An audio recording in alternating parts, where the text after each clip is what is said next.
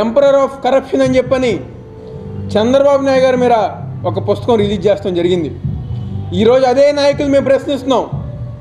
మీ పక్కన మీ వేదిక మీద 16 నెలలు జైలు శిక్ష అనుభవించి A1 ముద్దాయిగా అవినీతి కేసులో జైల్లో ఉండి అవినీతి ఎలా చేయాలి, ఒక అవినీతి సామ్రాట్గా ప్రభుత్వ ఉద్యోగులు సైతం జైలు పాలు చేసిన ఘనత వైఎస్ జగన్మోహన్ రెడ్డి గారిది.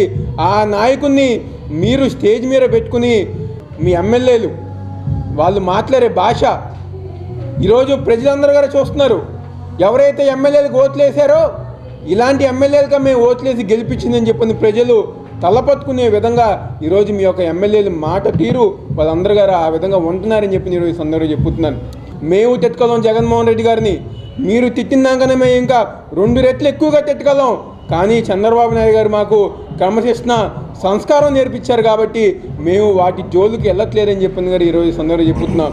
మీరు గనక పెచ్చగా మాట్లాడితే మీ నాలుగు చీరేస్తామని చెప్పి ఈ సందర్భంగా చెప్తూ రాబోయే రోజుల్లో ఈ యొక్క అమరావతి ఏదైతే ఆనాడు విశాఖపట్నంలో ఏ విధంగా అయితే పులివెందుల రౌడీలు గుండాలు విశాఖపట్నం వెళ్ళి దౌర్జన్యాలు చేయాలని చెప్పి అనుకున్నారో ఇప్పుడు అదే బ్యాచ్ మళ్ళీ అమరావతి వచ్చి ఆ విధంగా ప్రవర్తిస్తానికి చూస్తుంది. తప్పకుండా చంద్రబాబు నాయుడు గారు ఏ విధంగా అయితే అంతర్జాతీయ రాజధానిగా నిర్మించాలనుకున్నారో ఆ అమరావతిని రక్షించుకుంటాం. జగన్మోహన్ రెడ్డి గారు లాంటి దౌర్జన్య పరుల్ని, అవినీతి పరుల్ని, రౌడీల్ని ఈ అమరావతి చుట్టుపక్కల రానివని చెప్పారు ఈరోజు ఈ సందర్భంగా చెప్తూ సెలవు తీసుకుంటున్నాను.